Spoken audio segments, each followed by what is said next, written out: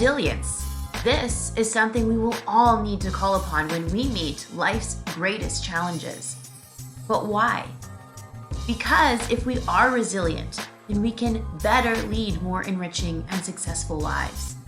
On today's episode, I interview the expert himself on resilience, Dr. Dennis Charney, only here on the People Scientist podcast.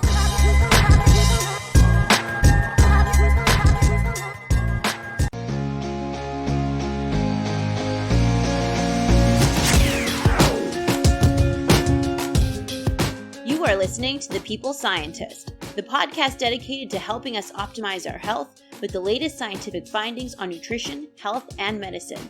I, your host, Dr. Stephanie Caligiuri, a nutritionist, physiologist, and neuroscientist, will be here with you every single week, bringing us information to ignite our thinking to help us be one step closer to the healthiest we can be.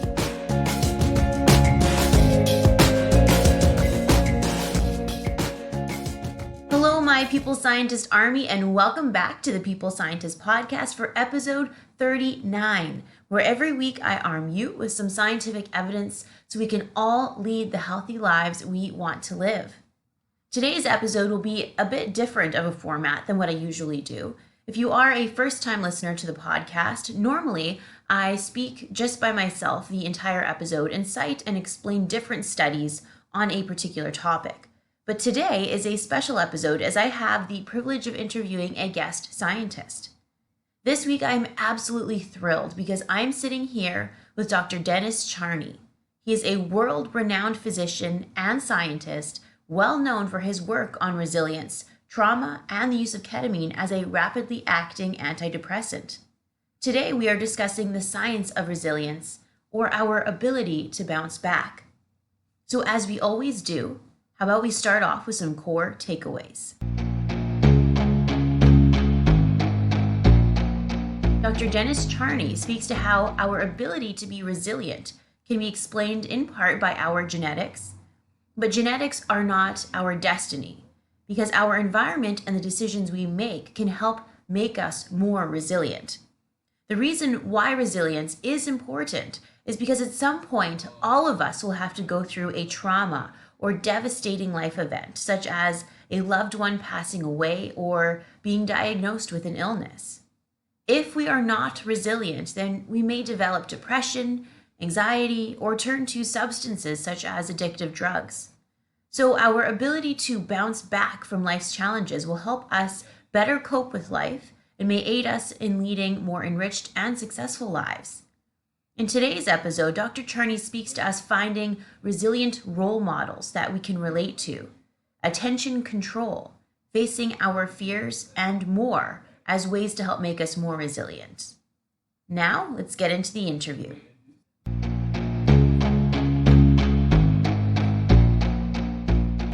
I am sitting here with Dr. Dennis Charney, who is the Dean of the Icahn School of Medicine at Mount Sinai Hospital.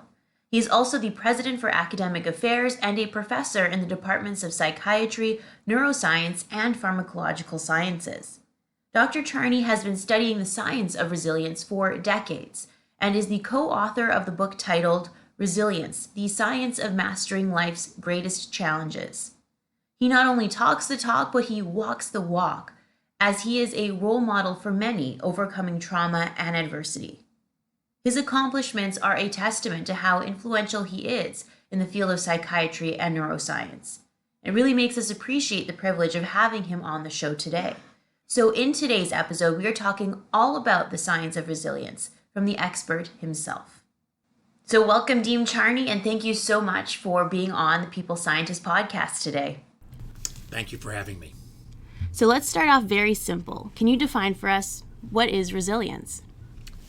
Yeah, there are a couple of ways of thinking about resilience, and there's not one single definition. But let me give you a couple of examples. One, if you've been traumatized in your life or faced a great challenge of some sort, and you did not get depressed or anxious in a major way or turn to substances, despite having those challenges, that's one definition of resilience.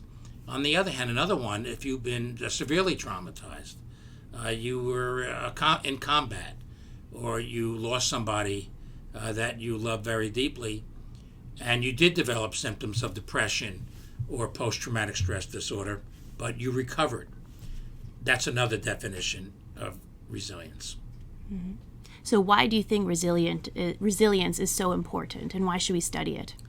It's important because at some point in everybody's life, you're gonna face defeat. You're gonna lose somebody, that you love very much. You yourself are gonna have to face illnesses that you'll have to deal with. So everybody faces challenges in their life, and it's important to learn how to deal with those challenges and move forward. We know many factors play into resilience, such as genetics, our environment.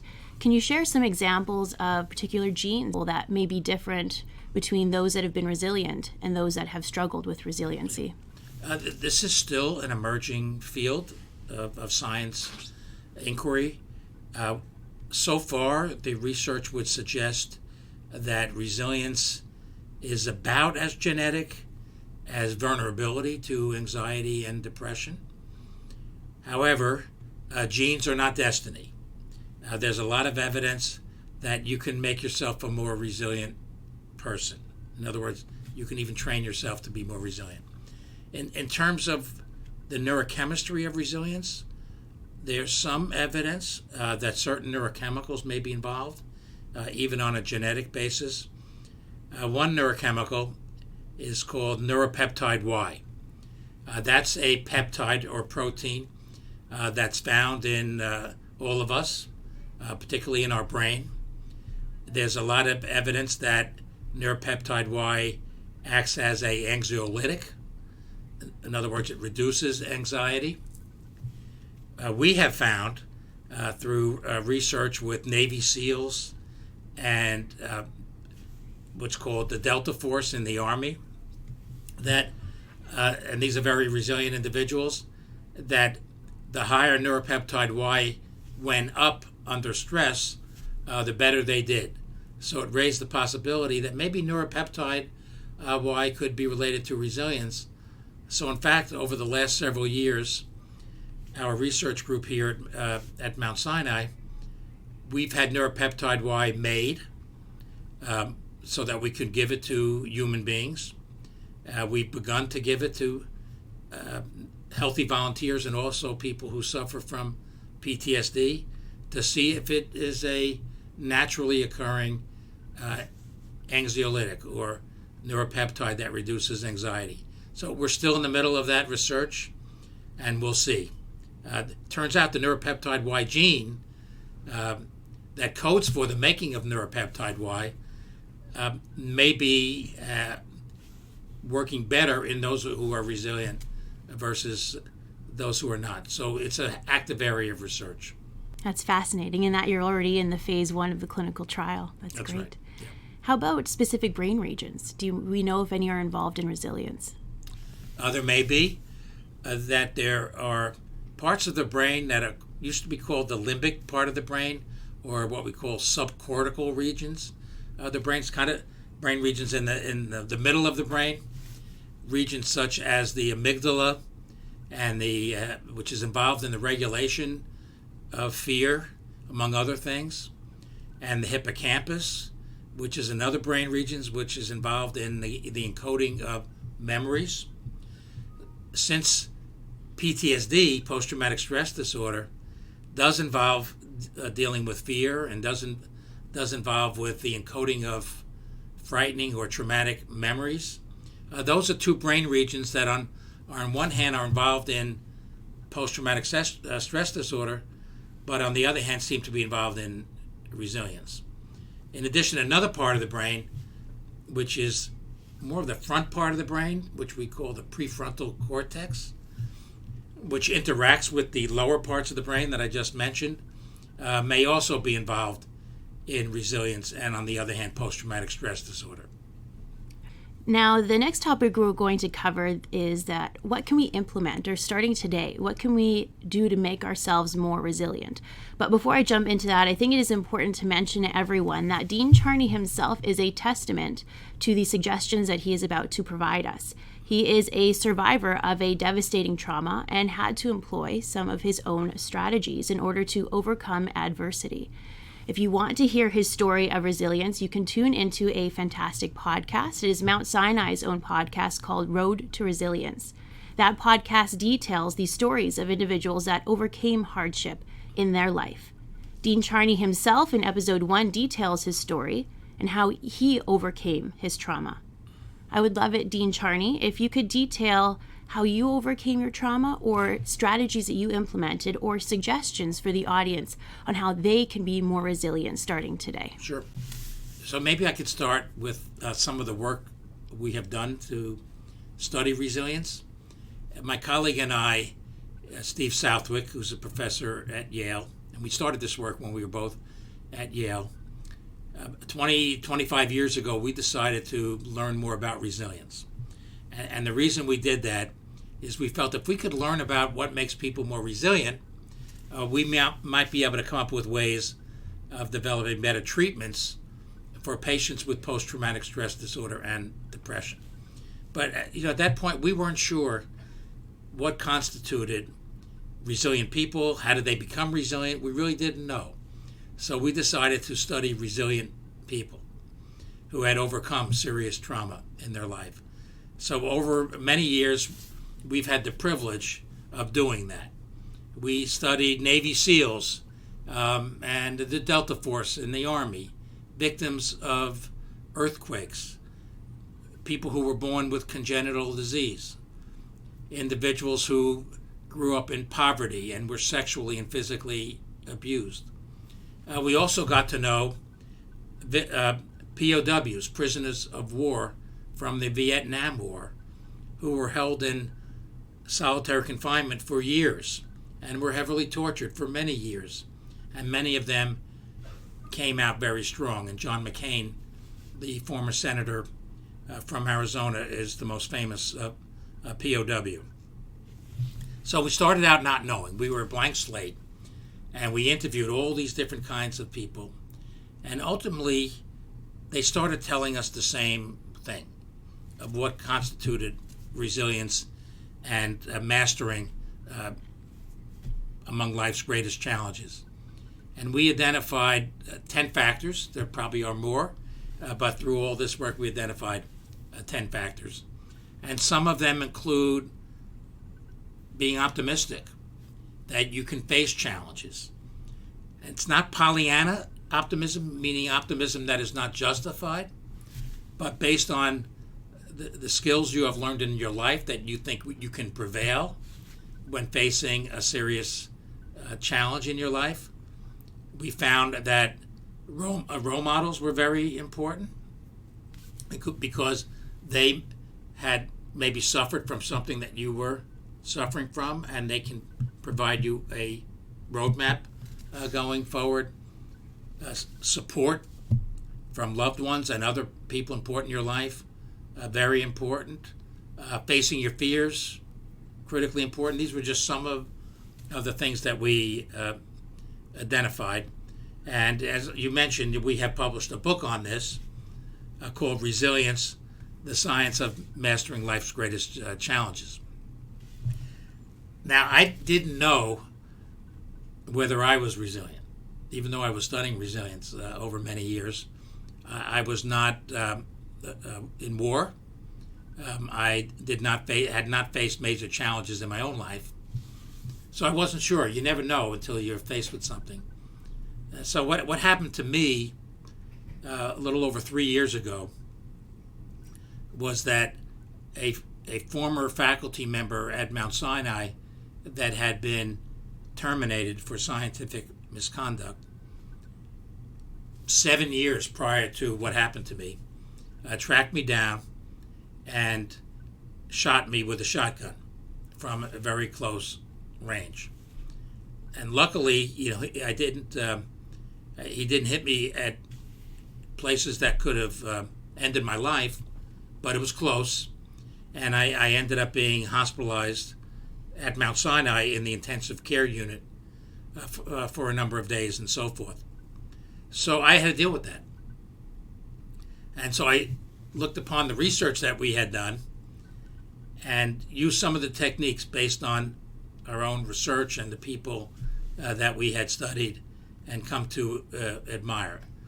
And I found out a couple of things. I found that the components and factors related to resilience were valid, at least for me, and I found it was helpful to me in overcoming my own serious trauma in terms of my own recovery. Wow. As I said, he not only talks the talk, but walks the walk, and found that these strategies that he suggests really do help. There were two strategies in particular that I thought were really interesting, if you could elaborate upon. One of them was how we need to face our fears. And there's an interesting strategy I've heard of before that I thought might be somewhat similar, and it was someone invented by Jason Comley, which is the rejection therapy. And Jia Jiang had actually given a TED Talk on it where it was titled 100 Days of Rejection.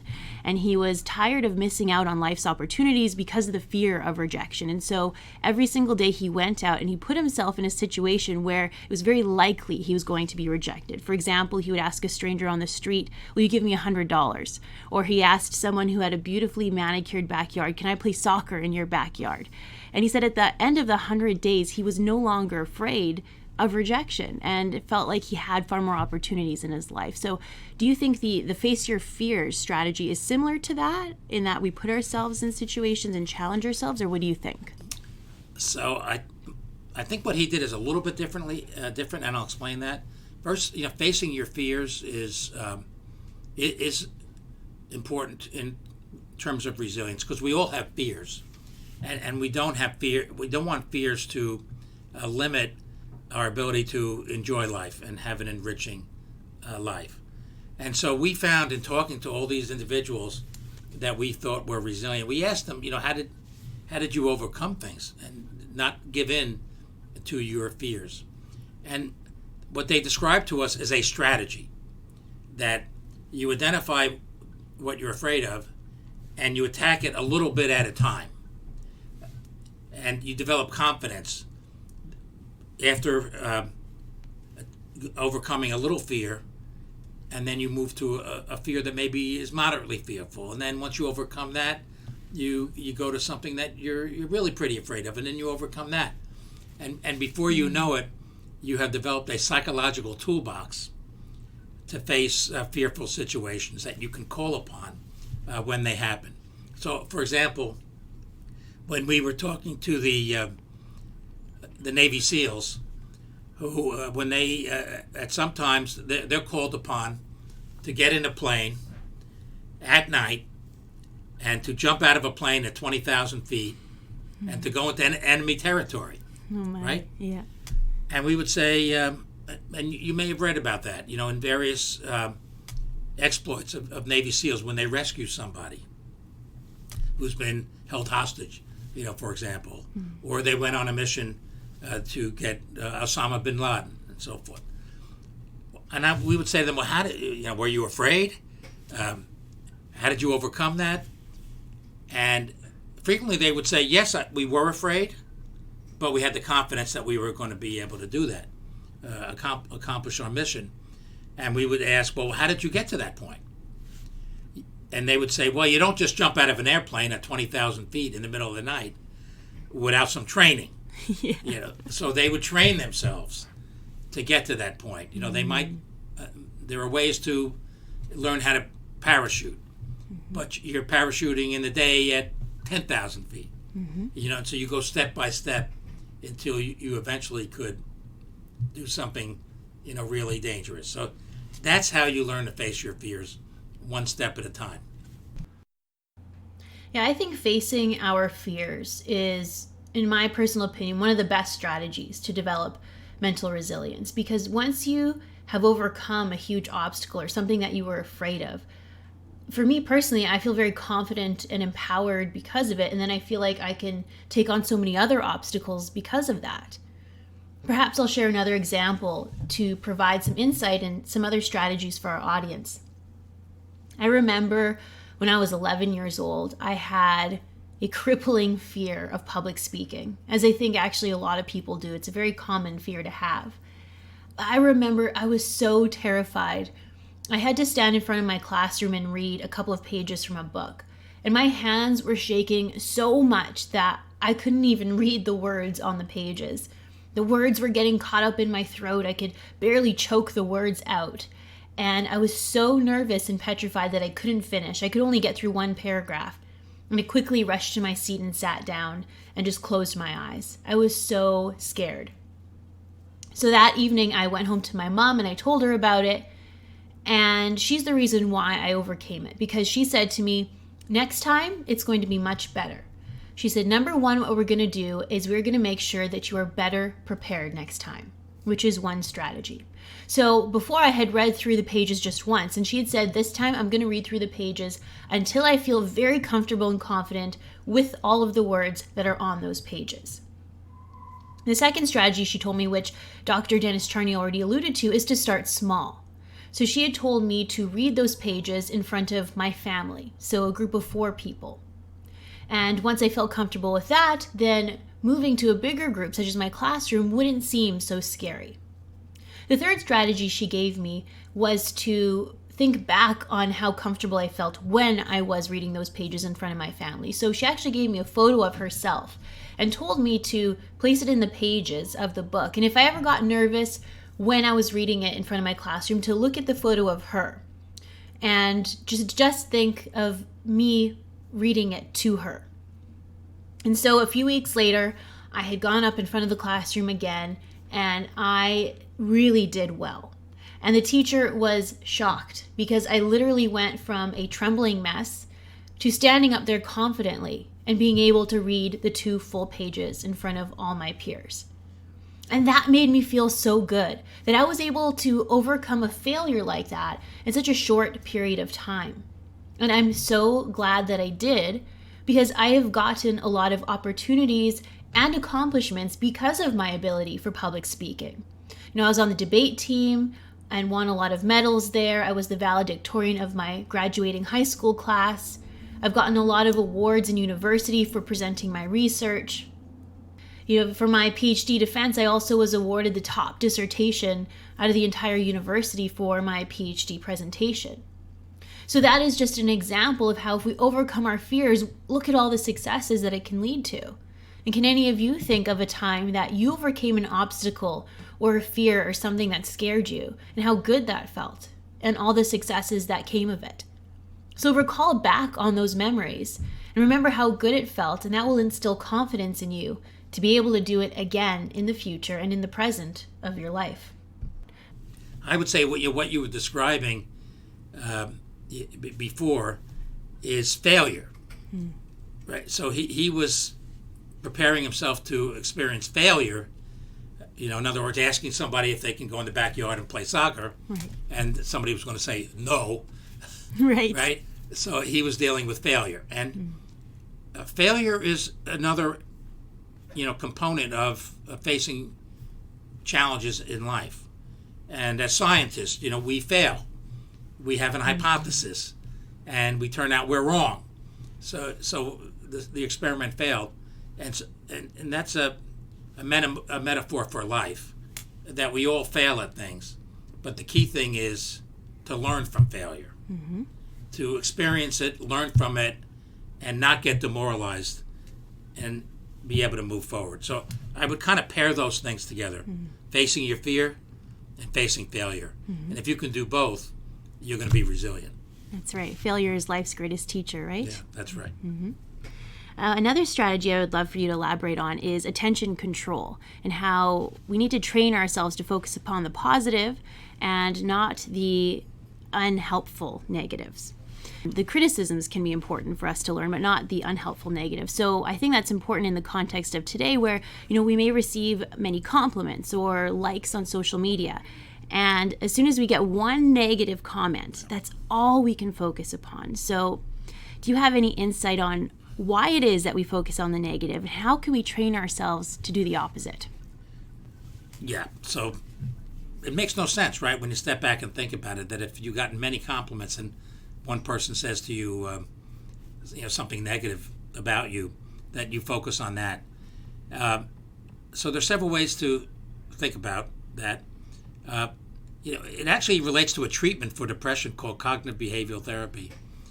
And in cognitive behavioral therapy, you are designed to take a realistic view of your life and to focus on the positive when that's the realistic approach. And so that's essentially what people need to do in the situation you do describe. Look at it from a cognitive point of view. I've got 1,000 compliments and I got one negative. So does it make any sense to focus on the negative? No.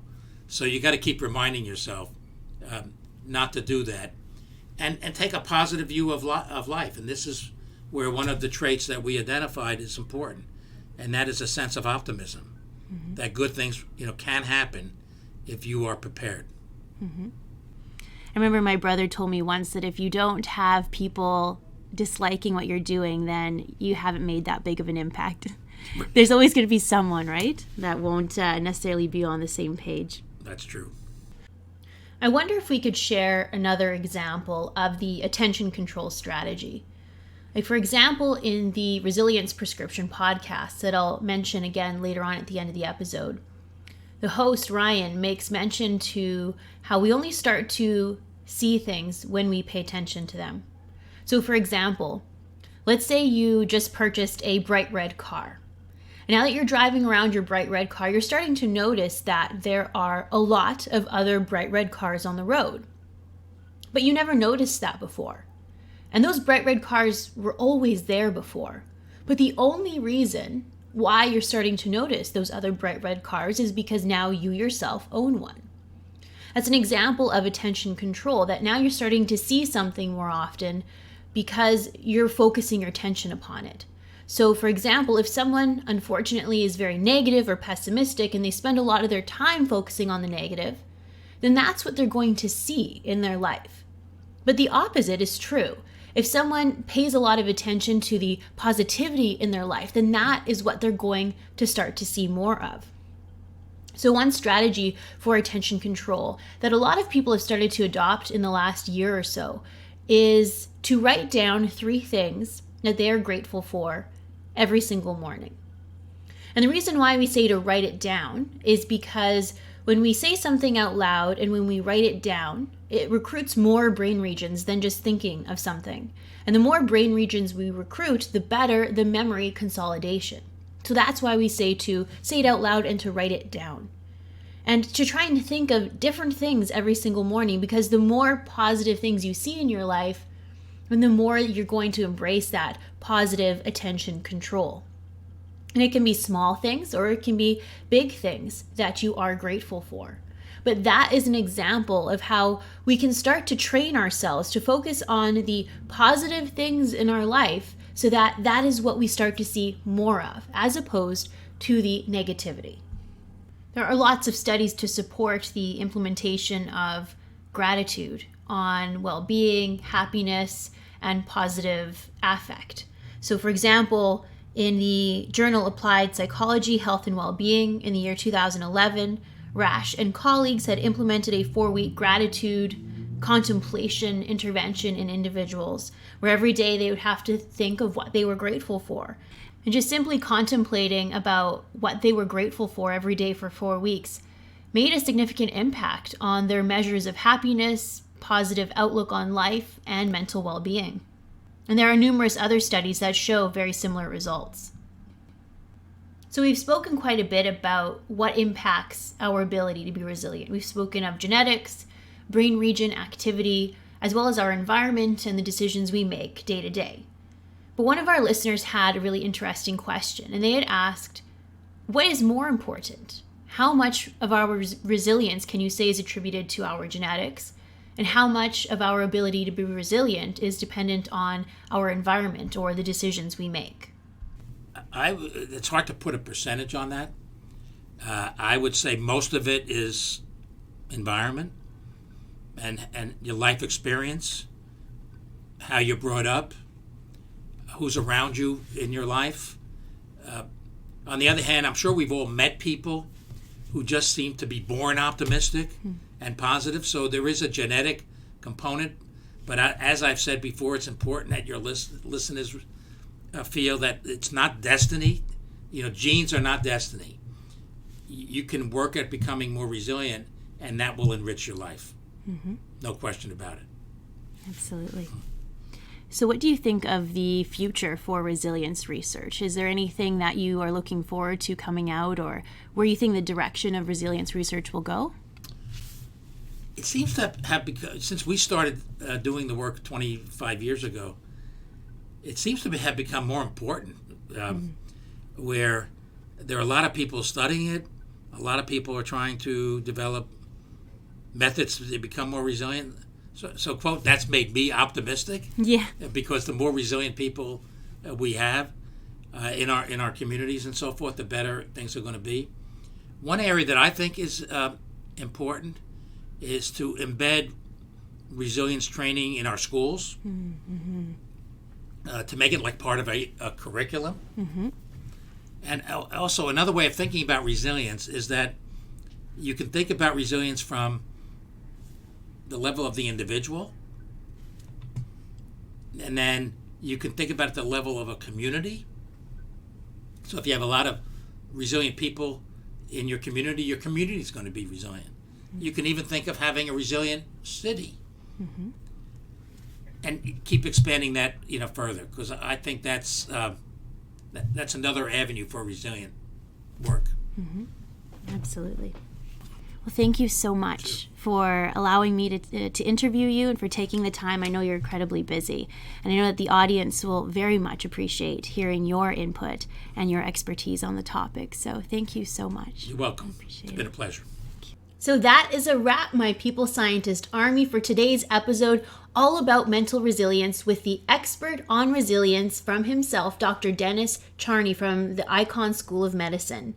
I'm very grateful that he came on the episode because he provided a lot of fascinating insight into how the area of resilience began in its research and how they looked to individuals that portrayed resilience and overcame incredible odds and essentially are looking to mimic their strategies that they used in order to be mentally resilient. It's really important for us to create that toolbox for ourselves because at some point all of us are going to go through some hardships. And it's important for us to be resilient so that we can bounce back and continue to have an enriching and happy life. Before I close out today's episode on mental resilience, I have to mention another podcast that I think would be very helpful for a lot of you listening. And this podcast is called The Resilience Prescription. And it's actually created and hosted by my brother, Ryan Caligiuri. He is trained in cognitive behavioral therapy and has created this Resilience Prescription channel. And under this channel, there's actually 3 different podcasts. One is called Cut the Crap Podcast, one is Create Your 8, and the other is Brain Jiu-Jitsu. And all 3 are different, but they all have the goal in mind of giving us strategies that we can implement today to help us become more mentally tough, resilient, and for us to build more confidence. So if at the end of this episode you want more tangible things that you can implement into your daily life, or you're looking for inspiration or more examples on how you can be more mentally resilient, then give that Resilience Prescription podcast a listen, because I think it'll provide some really great insight for all of you. So that wraps up today's episode on mental resilience. I hope you all have a super healthy week, and I look forward to meeting you here next week, the same time and the same place, on the People Scientist Podcast. Bye for now. I am a scientist simply sharing scientific evidence. Some of the clinical interventions I discuss are not appropriate for everyone. Before making any changes to your diet or lifestyle, please do consult the advice of your physician or dietitian. My opinions expressed here do not necessarily reflect those of Mount Sinai Hospital and its affiliates.